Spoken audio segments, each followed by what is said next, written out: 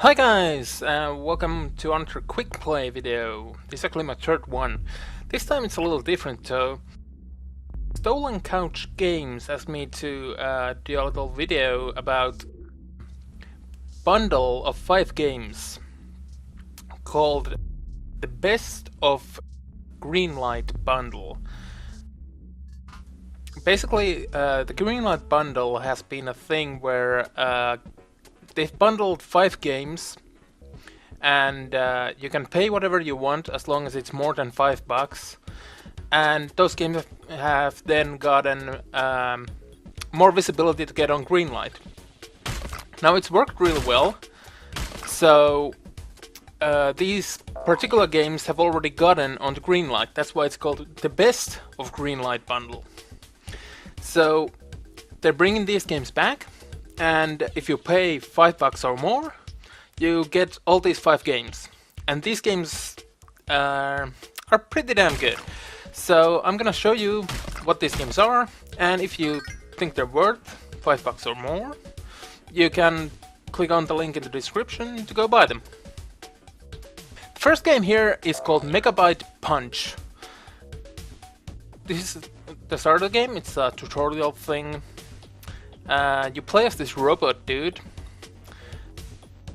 Here's just showing you what each button does basically. So X attacks, H jump. Pretty simple. The coolest thing about this game is what comes next. And it is that you can switch out your parts, as this guy tells us. Basically, you have your head, your hands, your torso, and your legs, and I believe your hip and your shoulders. And this allows you to do all sorts of stuff. It changes your stats, like your defense and your attack, but it also gives you powers like different kinds of attacks, or double jump, triple jump, launching into the air, or flying, or all sorts of cool stuff. So here I'm switching. I just got a new kind of body from that guy that I killed, which allows me to boost into the air. So I'm cutting a little bit further into the game, just a little bit, I think like 5 minutes, and we just came into the village, and you can go into pretty much all of the houses and talk to people, and this guy just tells us that feel free to destroy all my boxes, and it's not like I need any of the stuff.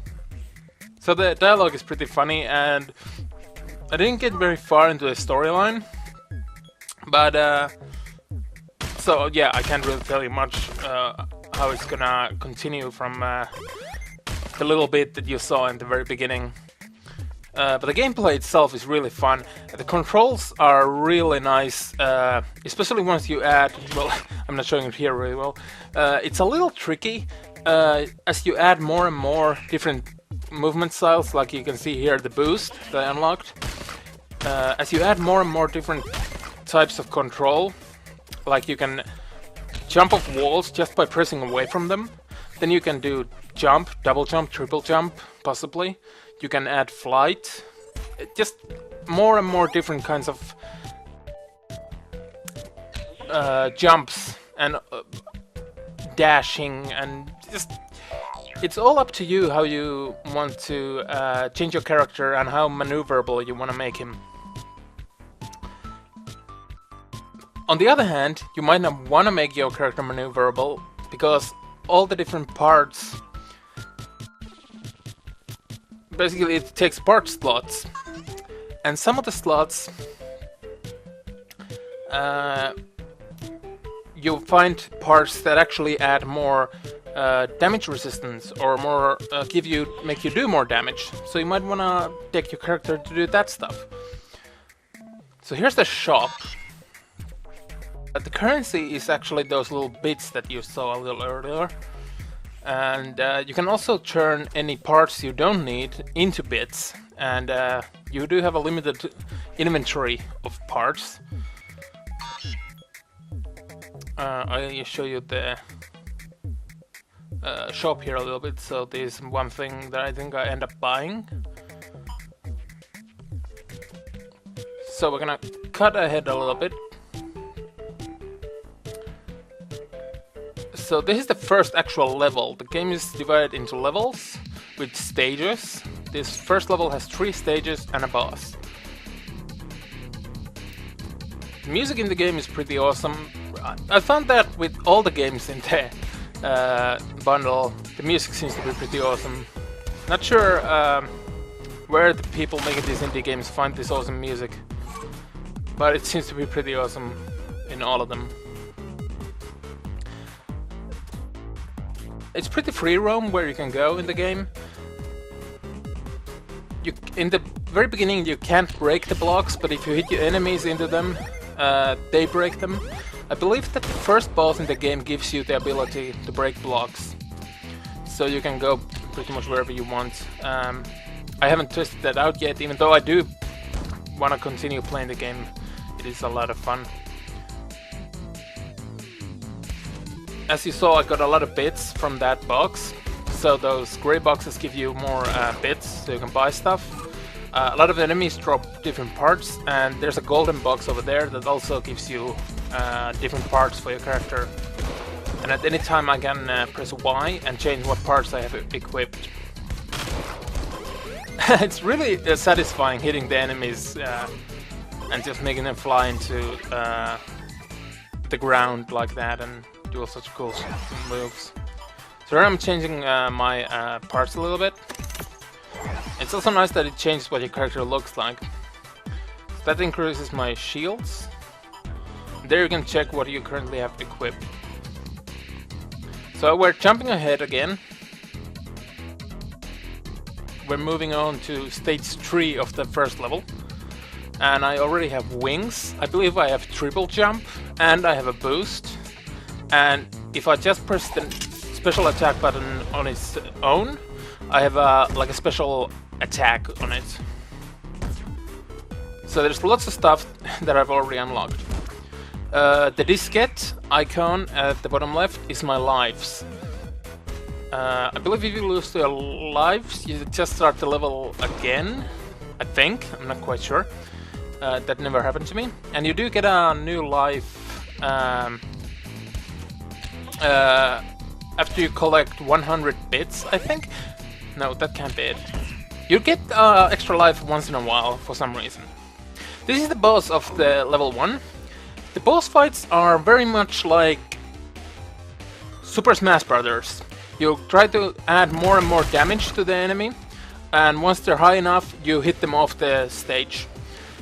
You can also play this with the whole game co-op, and there's also a fight mode, which is basically just this Super Smash Bros. Style, except that the whole environment is destructible, which is really cool. As you can see, I found a sniper rifle for my character, which is pretty cool. So we're gonna move on to the second game in the bundle, which is called Scapegoat 2. Goat games seem to be really popular now. Maybe it's becoming a genre of game, goat games. At least it's gonna be a Steam tag, for sure. This game is a puzzle. It's not even a puzzle platformer, it's just a puzzle game, even though you do platform in it. You play as this goat, and you can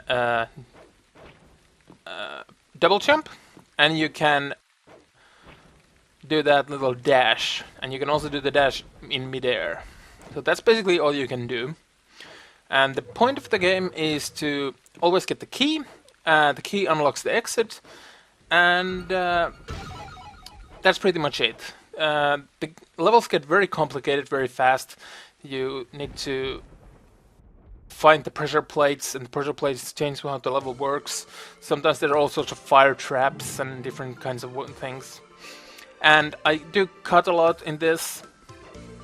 But one of the things that happens in very early on in the game is that you find a mouse friend that helps you do the levels.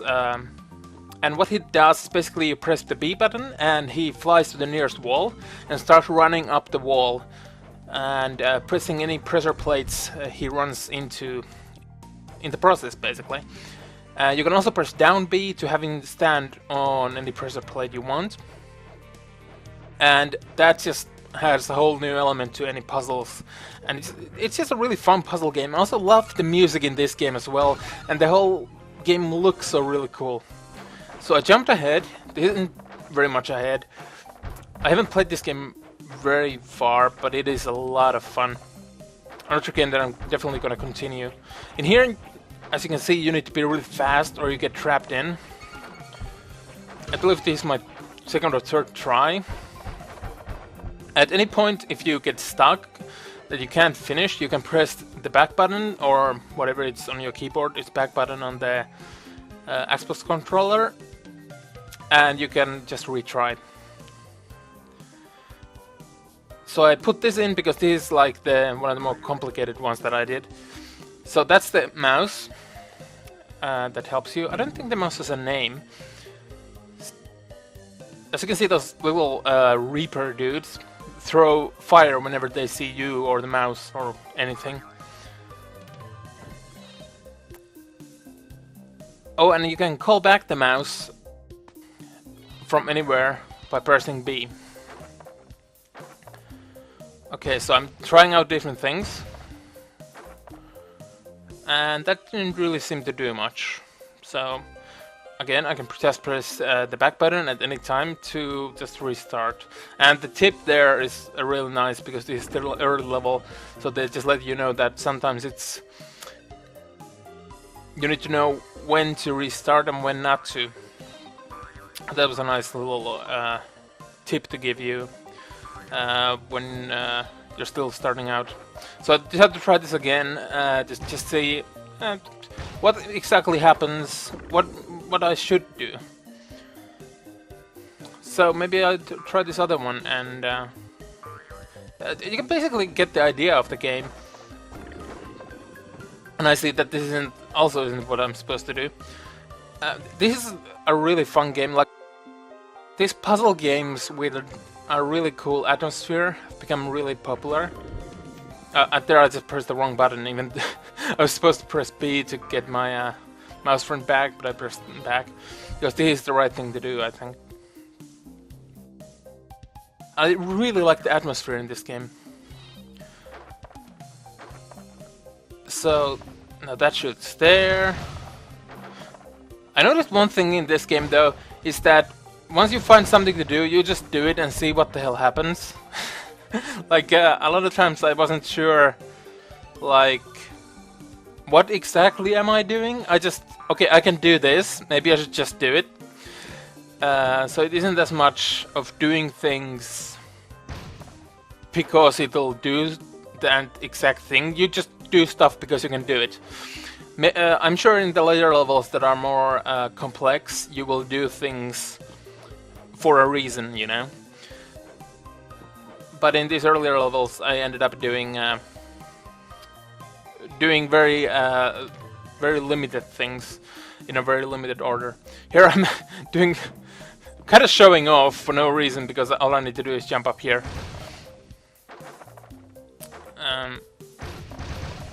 That shoots that, and that gives me the key down there. There we go. This level really looked more complicated than it was. I do believe I showed the next level, which is surprisingly a lot easier. So the map opens up slowly. It doesn't really give you options on where to go next. It did give you one option. You could either go up or you could go left to this forest area. There I thought I did a mistake, but I actually didn't, so... but I do figure it out.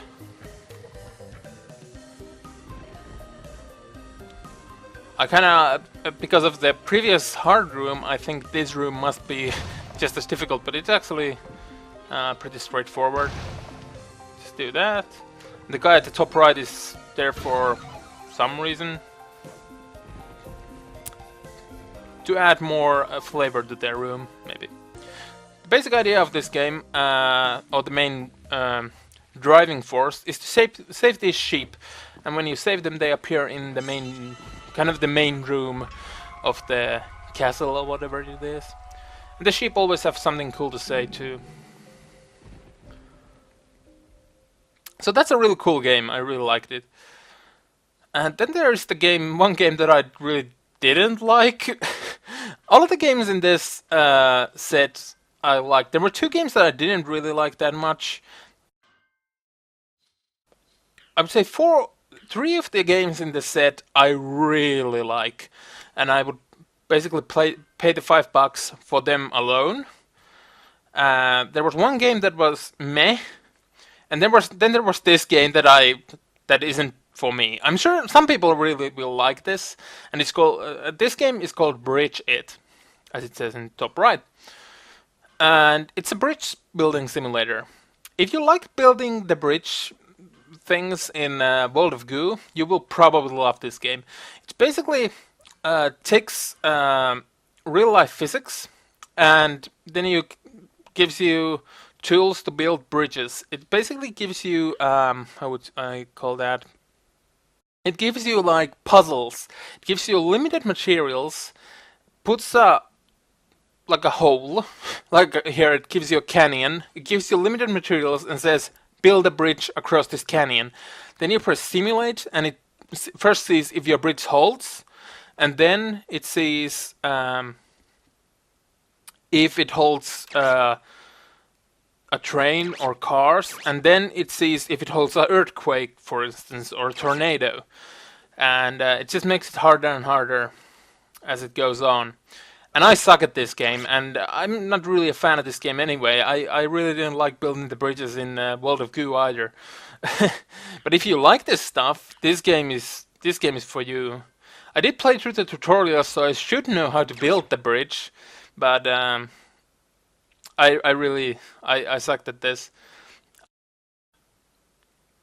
And the reason why it's making the pjing sound is, I think, because I don't have enough materials anymore. It's kind of like a puzzle. How do I make the bridge with the materials I have?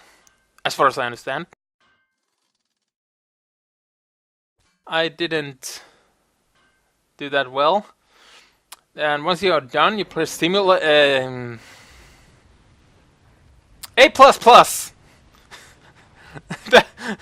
What? I don't see any problem with this. I just oh well. I'm sure you can get across that somehow.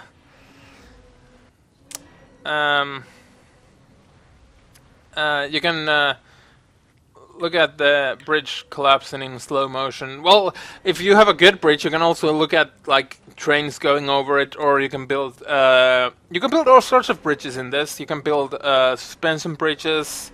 You can build what are those things called, that like bridges that raise and let boats go under them. You can build those. You can build all sorts of cool shit in this. I believe there's also a free play mode, so you don't have to do those challenges. And there's also multiple difficulty modes. This is the medium difficulty. I didn't play this game for very long because I knew, like going into it, that it really wasn't for me. But I'm sure a lot of people will have fun with this. It is really cool that you have real life physics and you can build stuff like that, but I didn't. It's not for me, and I kind of knew it going into it. I did try to make this work, and I did cut away quite a bit of this. This is my final attempts at trying to make this work.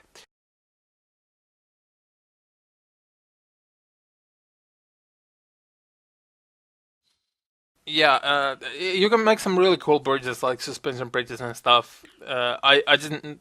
In the tutorial, you make some really cool stuff. Here I'm like, oh my god, it's almost holding. Then I'm like, oh, I'm like on the slowest. Actually, it just collapses immediately. Well, that's too bad. I thought I made a good bridge. Well. Oh. Well. Remix. Remix. Oh boy. I'm not a good bridge builder. But maybe you are. And in this game you can try that out if you're into it. The next game is called, I believe, Anakin. It's won a bunch of awards according to its Steam page. It's got a kick-ass soundtrack. It's a huge homage to everything 80s, movies, games, just everything. I think that's one of the things that's kind of holding it back, that it's too much of an homage and it doesn't really have enough of its own stuff. It's not a bad game, but it's one of my least... It's not my favorite one in the bundle. I do like it, and I will continue playing it probably. I played through the first level of it.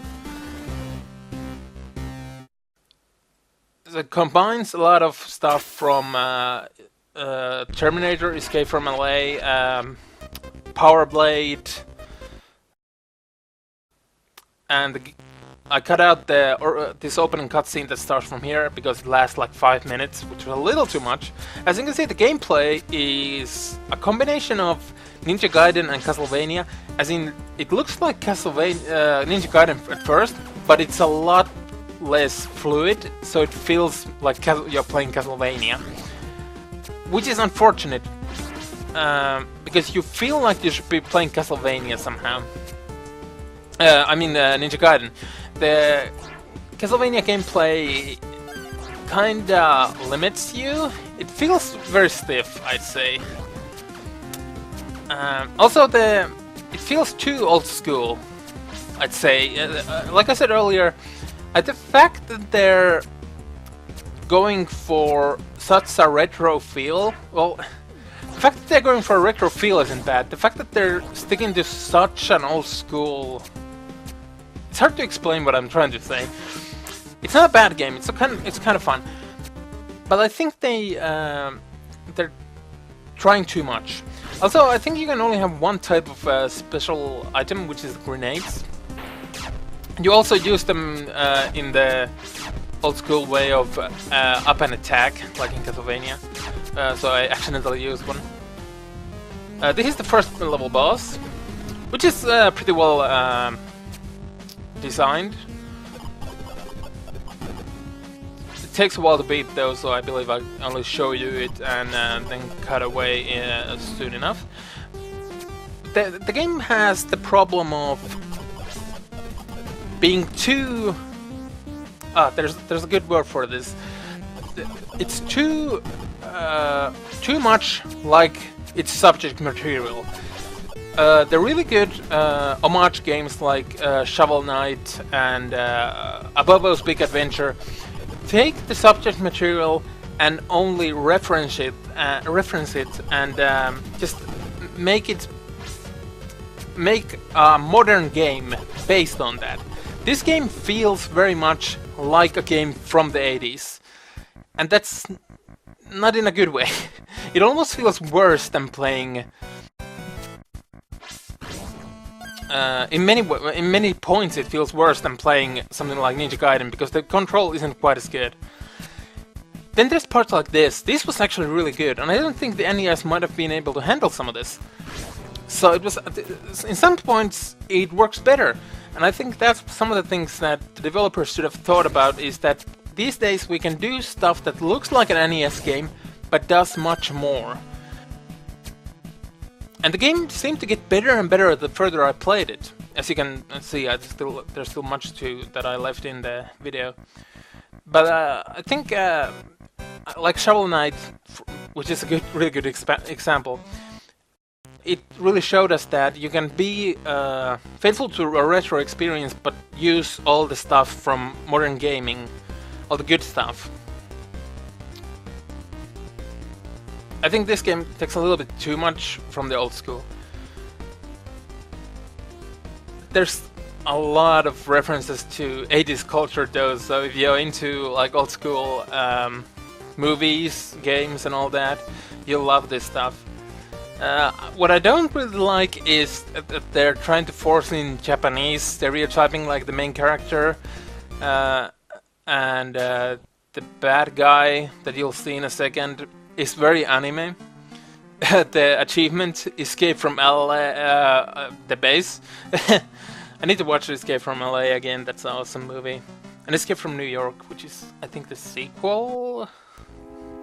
So this is the bad guy, which immediately went like, ah, come on, we need a proper like, I don't know, like a ex-army general who's gone rogue and has an eye patch for an eye. I mean, that's like the general bad guy or the usual bad guy in 80s movies. Then he throws this at you, and I'm immediately like, okay, like this is pretty cool. This is a lot of fun. It has a lot. It seems to have a lot of variety still. I didn't end up finishing this level though because I died and I need to move on to play the next game in the bundle. But this is a lot of fun. Also, when you throw a grenade, which I do there, he just kind of chucks it over his shoulder like, oh fuck you, dude. It's a lot of. It's really cool. So this isn't a bad game. It's a lot of fun. It just wasn't my favorite.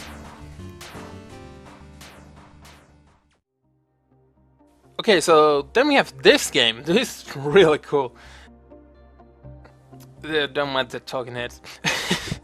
I wasn't a huge fan of that they tried to put a lot of story into this game because this is a space shooter, a lot like Defender or that one game that just came out for PS4. That was the launch game, but it's by the Finnish guys. Anyway, basically this is a Defender-style space shooter, so you can go in either direction. Once I find the button, this is my first time playing the game here. You can go in either direction. You have a main gun, and that's your special that I just wasted because I was looking for that button. And you have your main gun or your main attack, and you have get special weapons, and then you have your like a bomb, which is that big blue beam. It gets very bullet hell, but it's a lot of fun. There's plenty of difficulty levels though. This is probably on the easiest, one of the easiest difficulty levels. So what it does, it gives you a lot of health. My health is at the top left, and the blue bar is how charged my special is, the big blue beam. You can charge it up multiple times and then use it as many times as it's being charged. It's a really hectic and fun game. You can also make it look amazing. I believe this is on the maxed out settings, but it doesn't really require that good of a computer though, because I only have a GTX 660 and it's still running on max settings without any hiccups, so it's really fun. I can just take hits like nobody's business. I played a lot of Touhou, so I'm sure this is a lot of fun for someone who plays a lot of bullet hell games. You can just put it on the hardest difficulty, which I'm guessing you just die from one hit. So for a person like that, just put it on the hardest difficulty and try to survive. There is a survivor mode, but there's also this campaign mode that I'm playing, where there's, I believe, something like 8-10 missions, something like that, and they all have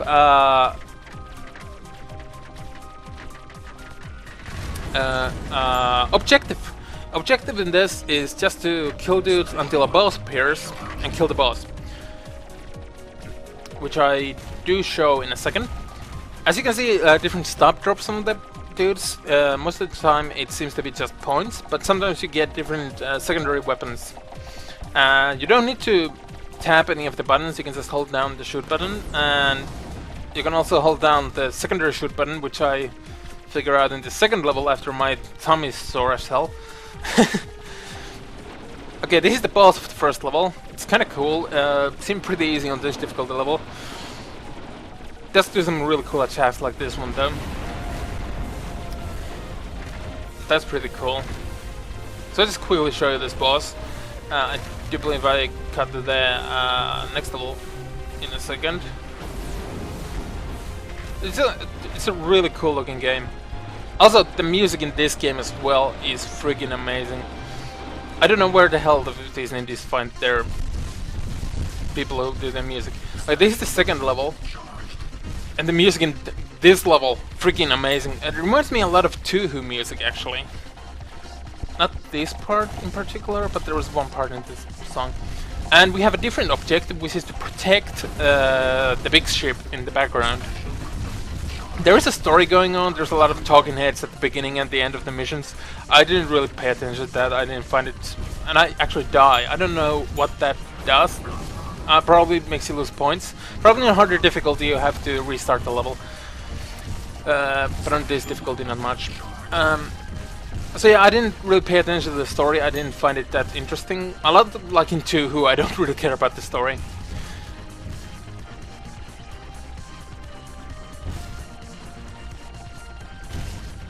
This really is one of those games where you want to zone out.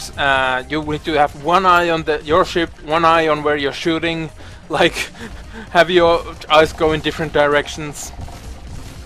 I'm not sure how you're supposed to defend the ship. I just try to stay around my ship, move with it, move with the other ship, I mean, and just try to shoot all the enemies around it. Oh my god, the music in this game is amazing.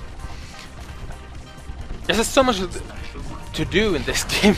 Like, I don't mean that there's so much content, I just mean so much to keep an eye on. There's quite a lot of content as well. I mean, a lot of missions, try to get better score, try to get better at the game.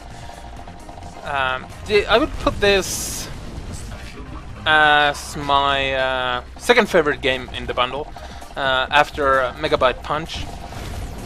I would have probably paid $5 for this game alone as well, along with Megabyte Punch, and I would also put Scapegoat as a really good game. So those are my 3 favorites from this bundle. They're all really good games. And